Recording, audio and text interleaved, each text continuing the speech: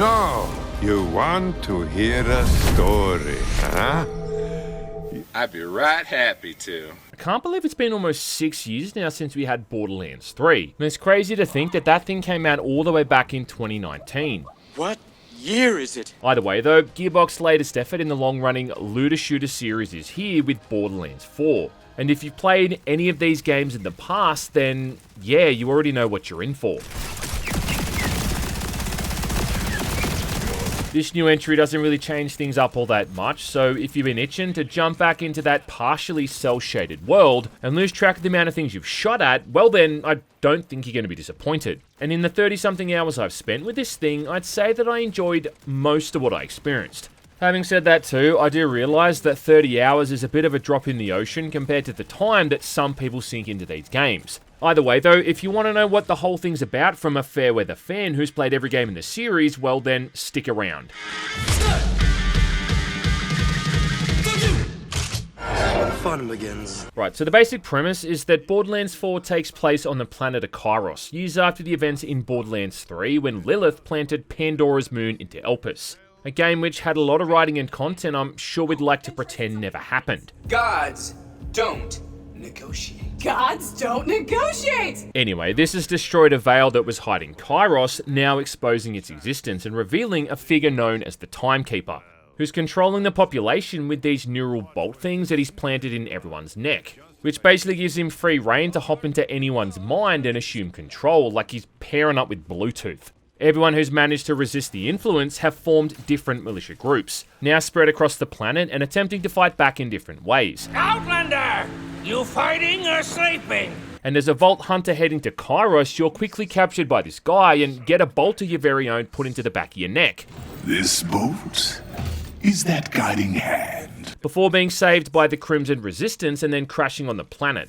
Come on, let's get out of here. Soon meeting up with the Resistance leader, who's none other than Claptrap, and then having to go around the map and rally your cause with these 3 different factions. But more importantly, you need to go after the Timekeeper's 3 lieutenants, who each control a different zone. Still working it out. You've got Idolator Soul, there's Vile Lictor, and then the Ripper Queen, which sounds like a great name for someone who drops their guts a lot. Now, it's your turn.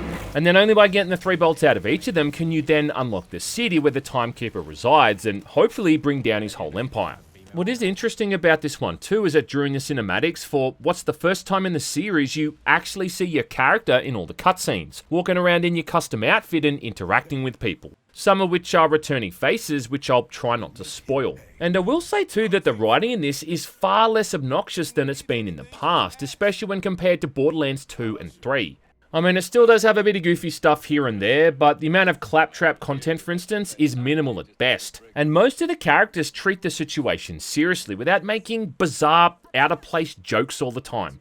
When someone calls you on the radio, it's often just to explain what your next objective is. They don't contact you to chime in on the weather or talk about something dumb that's crossed their mind. Plus, you also don't get the antagonist calling you every few minutes to talk shit while he munches down on a bag of pretzels. How's your day been, buddy? We haven't really talked much since I left you for dead. Hey, you think you'll freeze to death out there? Hey, you shut your face! The Timekeeper's treated as a very serious threat, and he's portrayed as a pretty vile creature who's got very little regard for human life. That whole shtick of being able to control any citizen at any time has some nasty ramifications, and they appropriately give this villain the gravitas it needs without dumbing him down at the expense of a few throwaway jokes. Yeah, probably not. Bandits will get you first. Shut up. Gearbox have been saying they wanted to make this story a whole lot more grounded and less silly, and yeah, I think they've achieved that. I mean, it's the most Borderlands writing we've had since, well, Borderlands 1. You will die. And I will return to the Timekeeper's side. As for all of the new gameplay additions, well, a lot of this stuff is played pretty safe, though they have at least added in a few new mechanics here and there to change things up. The first of which is a grapple, which is used mostly for platforming to get you up to higher areas and stuff like that. But it can also be used to pick up explosive canisters from a distance to throw at enemies, which is neat at first but quickly becomes kinda useless, given how little damage these explosions seem to do once enemies reach the higher levels. The other new ability is the glide move, where you can hold down spacebar after jumping and then slow your descent, again mostly used for platforming. Kinda similar to the hovering mechanic in the pre-sequel, but also making me think that someone at Gearbox played a whole lot of Destiny 2 and just wanted to add that feature into their game. Another new mechanic is actually being able to heal yourself using stims during combat, which looks almost identical to the healing animation in Warzone. But something it also seems they've done to absolve themselves of actually having to balance out how much damage you take during combat. Because this is yet again another Borderlands game where you find yourself going from full health and shield to near death in seconds, after you've been hit by some incredibly damaging attack from an enemy. So to me, it's like they kind of figured that just giving the player the ability to instantly heal themselves was an easier alternative to trying to balance out how damage and attacks work on the whole. We also need to talk about this new bike thing you get called the Digi-Runner, which is a vehicle you can summon in at any time with the press of a button, removing the need to walk to the local catch-a-ride station. And yeah, let me think, man, where have I seen that before? A game that lets you summon in a hover bike. May this vehicle find grace. Then the final new mechanic they've added in are some of these new ordnance weapons, which share a slot with the grenades. And now instead of just throwing out grenades, you can carry around heavier and more damaging weapons, like a fast-firing rocket launcher or a chain gun. Even throwing knives make a really cool alternative to those traditional grenades, doing heavy damage and also softening enemies up. In fact, one of the few legendaries that I found was an ordnance weapon that launched out a giant radioactive ball that sucked in nearby enemies and then exploded for extra damage, which was basically giving me a free group stasis ability and an AoE attack. But the biggest change that Borderlands 4 makes is that instead of it being split up into dozens of different zones, it all largely takes place on one giant map. This huge, expansive and explorable chunk of Kairos. Which, yeah, sounds good in some ways, in the sense that you can really forge your own path through the world, but then it also somehow feels like you're getting less variety overall. I mean, if we're comparing this to Borderlands 2, which I think is fair considering it's widely agreed upon to be the best game in the series, like considering that instance how you had 30 to 40 something different areas you got to go through.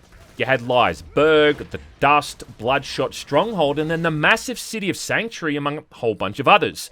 Not to mention the music by Jesper Kyd really helped to differentiate each of those areas and make them a lot more unique and memorable. Borderlands 4, on the other hand, has like 4. You got the Fade Fields, Terminus Range, Carcadia Burn, and then the Timekeeper city named Dominion, with you spending the least time in the latter.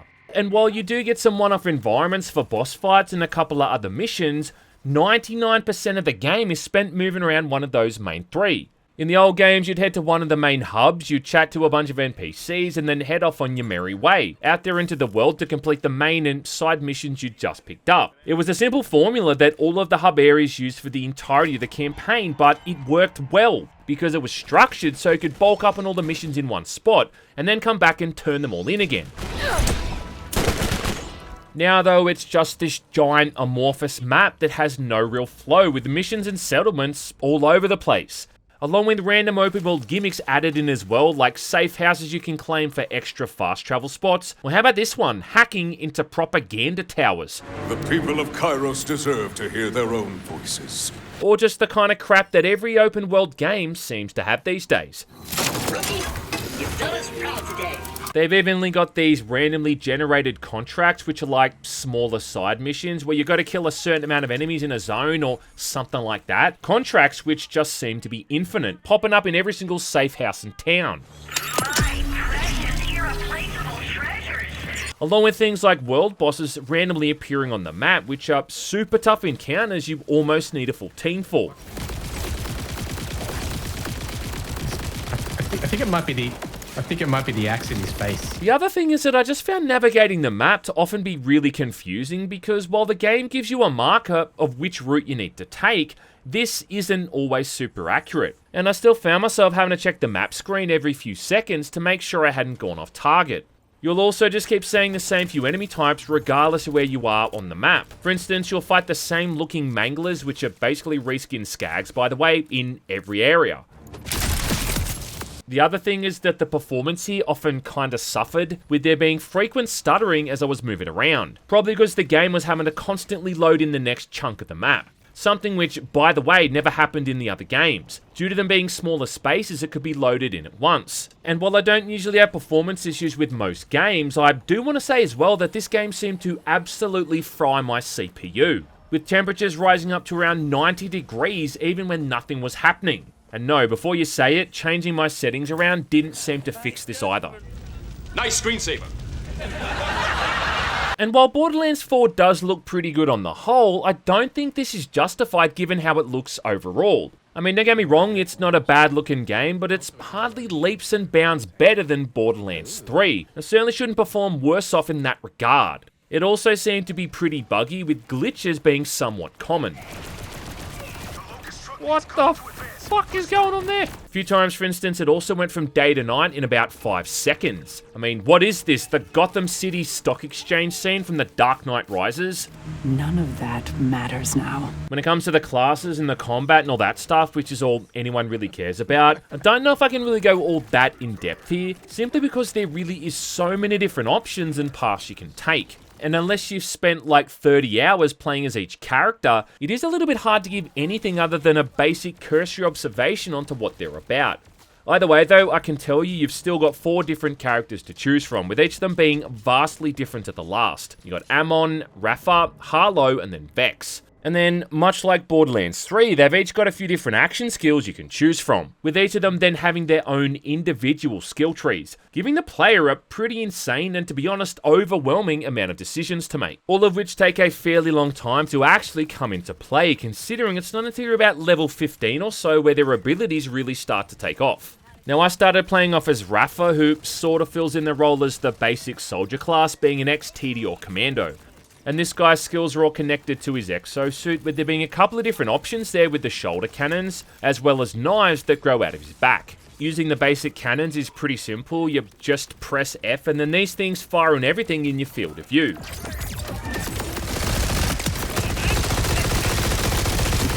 Whereas the energy lance and the knives require manual input and honestly come across as far less useful, considering that getting into melee range with enemies in these games is almost always suicide, and then the lance's beams move so slowly that I think sending the enemies a fax would end up getting to them quicker. So after a while of playing this guy, I did find myself getting pretty bored, so I swapped over to Amon, the Forge Knight, a 7-foot tall mountain of muscle, and yeah, this dude's definitely got a lot more going on. Where I then spent almost the entire time using his Crucible skill tree. Now with this one, you've got 2 axes you can throw out, starting out with them either having a cryo or a fire effect, but then later on you can change it to fire and shock, which I think's far more effective.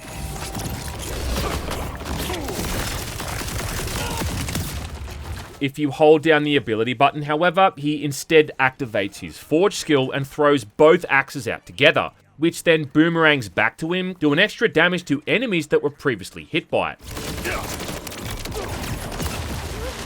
Shit, bitch. But then what makes this even more useful is that these weapons also essentially turn into drones that hang around for the better part of a minute, where not only are they damaging enemies the entire time, with every single element by the way, but they're also invulnerable and can't be killed. So you're basically getting 4 extra allies that can pull aggro and do damage. I even had another skill point in there where every time I used my ordnance, it'd spawn in a cryo hammer, which was giving me 4 drones all up. And then by the time that you've more or less maxed this category out, using the Forge skill leaves behind this giant bubble that does constant AoE damage. So yeah, overall this guy's easily where I had the most fun. The other class I spent a fair bit of time with was Vex, the Siren, and the skill tree I really played around with here was the one that lets her summon in either a Reaper or a Spectre. 2 different projections, one which does melee damage and then the other does gun damage. But both of which are great yet again at pulling aggro, and letting you hang back and just shoot things without all that much of a fuss. And even though these things can be destroyed by taking a bunch of damage, it's more than enough time to clear out most areas. Which meant that the one I spent the least time with was Harlow, who has all the abilities of a Siren, like being able to hold enemies up in stasis, but yet for some reason isn't a Siren. I do like it too, how you can slam enemies into the ground over and over if you aim at the ground and then press the ability button. Plus one of her other action skills is what's more or less a BFG, firing out this huge orb that does loads of damage and then explodes. I don't think there's like a right or wrong class to choose from, by the way, and most of the time it's usually just the first or second one you pick at the start of the game that you end up sticking with. It's kind of like getting a new haircut, right? Like, it feels a bit wonky at first, but once you let it grow in a bit, it seems a lot more natural. And besides, like, all any of these really seem to change is what happens when you press the F button.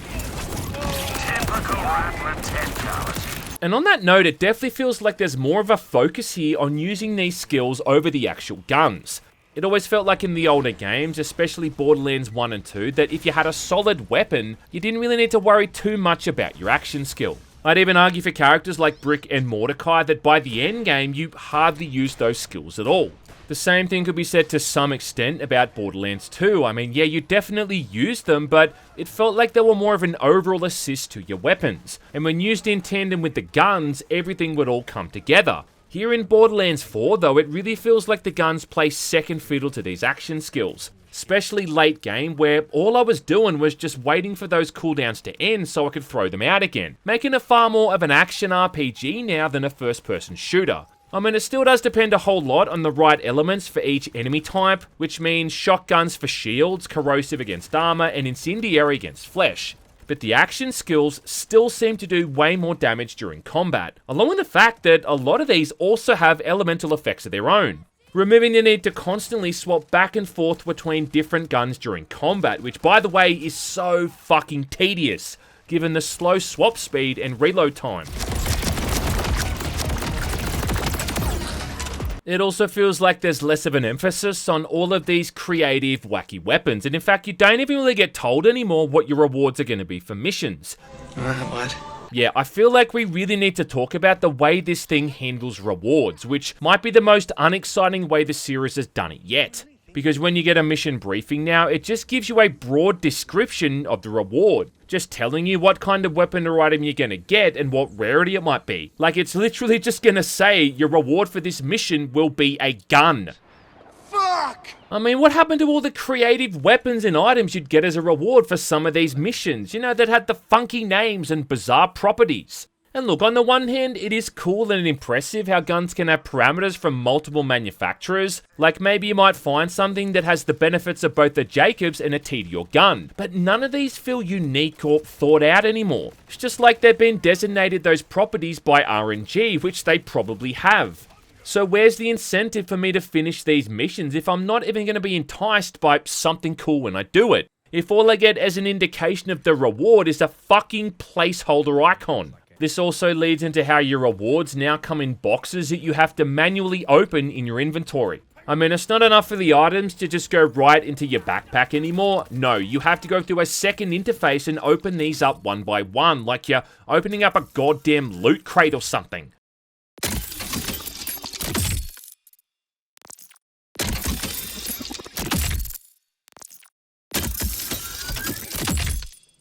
I just can't do it. I can't take this shit no more, man. And the saddest part about all of this is that despite this, 90% of the guns I came across were still just absolute garbage. And a lot of the time, the whole rarity thing didn't even make any sense either, because I'd have blue or even green weapons that did better than the purple ones. In fact, the first legendary gun I got was a pistol, which was worse off than a common Jacobs rifle I'd been using for the past couple of hours. Oh. Something that is doubly annoying because apparently they've made the legendary drops happen a whole lot less here, which is just like salt on the wound when something finally does drop and it's a piece of shit. Moving on up.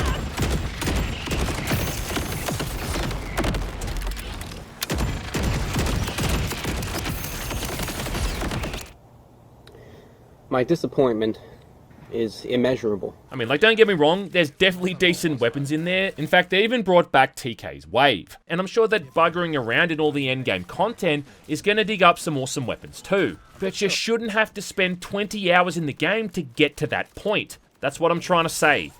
You understand? Speaking of the length, I'd say this is easily the longest Borderlands game they've made yet, at least as far as the campaign is concerned.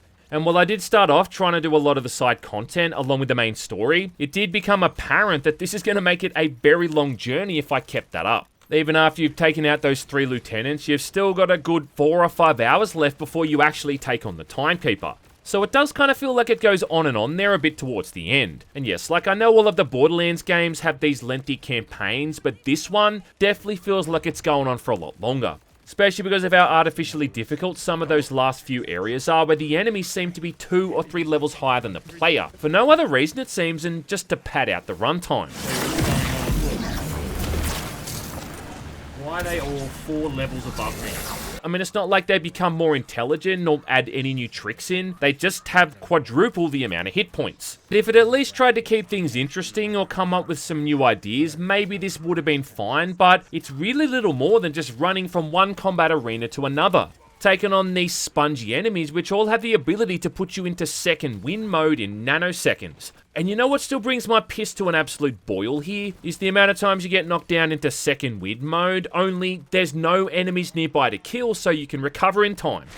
I'm dead, dude. I'm dead. I'm gonna fucking die. Look, I'm fucking dead. I'm dead. I'm dead! I don't believe it, I'm dead! Fuck! After you finish the game for the first time, you unlock the Ultimate Vault Hunter mode, which lets you create a new character from scratch and then have the option to start them at level 30. But then the weird thing is that unlike the other games, this doesn't let you replay through a harder version of the campaign like the other games did. Instead, it only lets you replay specific story missions, which then just comes with random enemy buffs to make them artificially more challenging. None of which are anywhere near as fun as replaying the entire campaign and getting better loot along the way. Not to mention how much that mode helped you reach the level cap a lot quicker. The other thing as well is that the endgame content really is kinda lacking. The main thing you've got is the option to go back and replay some of the bosses, with there being a higher chance now that they're gonna drop legendary items. But it's like, how long is that really gonna keep you enticed? There's also a bunch of really tough bosses there out in the world, but again, like, how many times are you really going to want to replay these? And yeah, I know the defense there is that they're going to be adding in more content in the future with all the post-launch stuff and the DLC, but I mean, like, even Tiny Tina's Wonderland had that whole randomly generated dungeon thing going on, even when it launched. If nothing else, at least I did mostly enjoy the boss fights. Mostly because for these, they have actual strategies and patterns you need to learn. It's not about just shooting them over and over. I mean, it still is, but there's these highly telegraphed and dangerous attacks you need to watch out for. They've all got different phases where they change up their tactics, and you often need to interact with the environment there as well. So there's far more skill involved than just whipping out your best weapon and holding down the left mouse button. The final few bosses in the story are ridiculously intense, and there's that added visual spectacle too in co-op mode where it feels like you put on a pair of LSD glasses as every possible epileptic trigger is being flashed across the screen. And yeah, truly too, playing this thing in co-op is the way that it's meant to be played.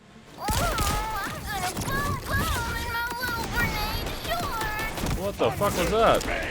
That's my grenade. So at the end of the day, like, it doesn't really matter what I say about this thing, good or bad. I mean, most people have already made up their minds. The same people that probably grouped up for Borderlands 3 with all of their mates are probably already readying up to do the same thing here again. And look, regardless of how it's turned out and all of my niggling issues, this is still a Borderlands game through and through. Mission accomplished! I'm sure it's going to sell a bazillion copies like Borderlands 3 did, and I'm sure they'll pump out a few DLC packs in the near future as well, which is going to add in even more content. I just hope when we get around to the inevitable Borderlands 5 that they find a way to make things a bit more interesting and innovative, outside of just adding in grappling hooks and hover bikes.